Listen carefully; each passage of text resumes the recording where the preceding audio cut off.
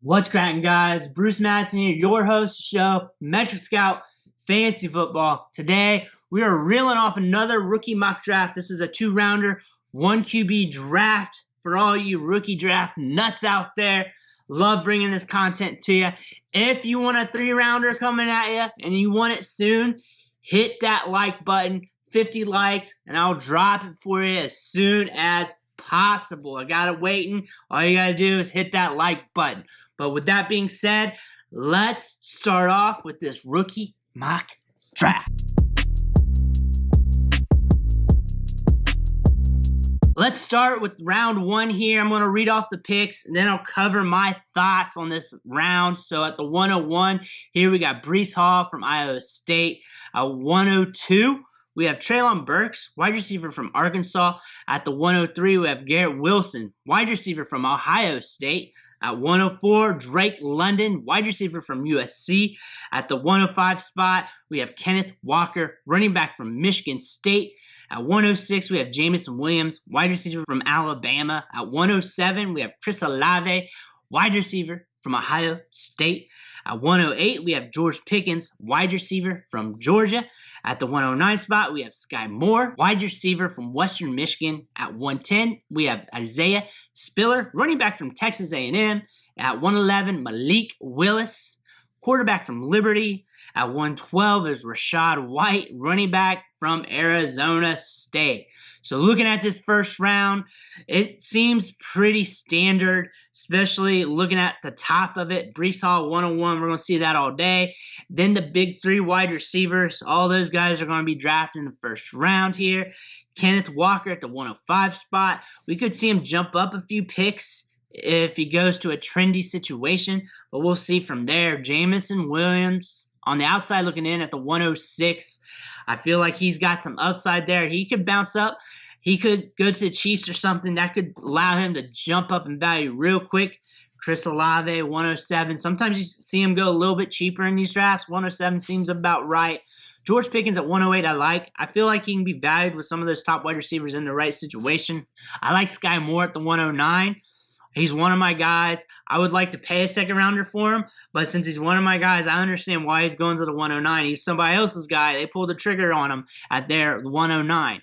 At 110, Isaiah Spiller. We're seeing him fall in drafts. We're seeing him fall. And here's another bit of proof for you. At the 110 spot, situation's going to matter. Draft capital is going to matter for Isaiah Spiller. 111 with Malik Willis. That is too rich for my blood for a quarterback in 1 QB leagues. I get it, he could be a QB1. I get the upside there, but there's also some skilled players left on the board that we need to pay attention to. 1 QB leagues, quarterbacks don't hold as much value. 111's kind of rich. You're shooting your shot on them when you're drafting them here. At 112, Rachaad White, running back from Arizona State. I don't love him. I don't hate him. Draft capital is going to matter for me. I like his receiving production. I like some of his game. But all in all, draft capital, landing spot, how I look at him long-term in a situation is really going to matter for me. If he falls in the draft, he's going to fall off my board. If he gets to be a day 2 guy, he's going to be up there. He's going to be in the first round conversation. But that's it for round 1. That's my thought on this draft right now. But let's move on to the second round. Digging into round 2 here at the 201 spot, they drafted David Bell, wide receiver from Purdue. At 202, they drafted Christian Watson, wide receiver from North Dakota State. At 203, they drafted Jahan Dotson, wide receiver from Penn State. 204, John Mechie, wide receiver from Alabama. At 205, Zamir White, running back from Georgia. At 206, James Cook, running back from Georgia. At 207, Wan'Dale Robinson, wide receiver from Kentucky. At 208, Trey McBride, tight end from Colorado State. At 209, Brian Robinson, running back from Alabama. At 210, Dameon Pierce, running back from Florida. At 211, Calvin Austin, wide receiver from Memphis. At 212, Alec Pierce, wide receiver from Cincinnati. There's a lot to take in with the second round. We're going to see a lot more ambiguity in the second round than first round when it comes to drafts. The first round is going to start getting locked in here once the draft happens, once we get the buzz off all these players. At the 201 at the top, we got my guy, David Bell. I still think this is a tremendous discount considering the production. I feel like this is a David Bell fan, somebody who thinks like me, drafting him this early because we do see him fall in the second round of some of these drafts. Christian Watson at 202 pick, his value could catapult or it could sink because right now we're seeing him get mocked pretty high. And there are some people that like him a lot, but there's also people that don't like him. I feel like he could be a guy that could jump up ranks, jump up boards, that allow us to get some of our targets in drafts, which I love those type of players. At 203, Jahan Dotson. Really want to see where he goes in the draft. I feel like he has really great hands. I feel like he can be a really good slot receiver at the next level, plus a little bit more. I feel like there's some upside here, and I feel like the second round is the appropriate range for him, depending on where he goes. 204 is John Mechie. That is too high. That is too high for me, for him. I get it. He's probably going to be a second-round pick. Second-round picks for wide receivers could be all right.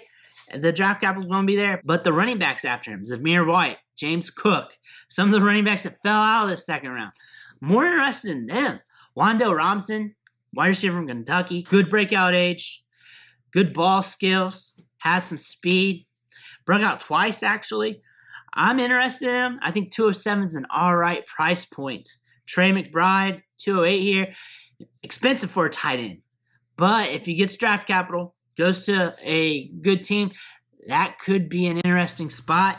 I'm not out on it. I'm not 100% in on it. I really just want to see where he goes. But 208, I can see him going in this range a lot in drafts. Brian Robinson, running back from Alabama. Big, thick guy. Run it between the tackles. Catches the ball at the backfield. Might get higher draft capital than expected. Draft capital is going to matter in this draft, especially for these running backs, because we got a lot of jabronis in this draft. Got a lot of jabroni running backs in this draft. It's not a sexy running back draft from top to bottom. Couple top guys, but in the middle, we could get some gold out of it. It could happen in the right situation, right opportunity. If that emerges, a guy like Brian Robinson, a guy like Tyler Algier, one of these running backs, Zamir White, one of these guys is going to do something that increases their value. I'm not even going to say be productive.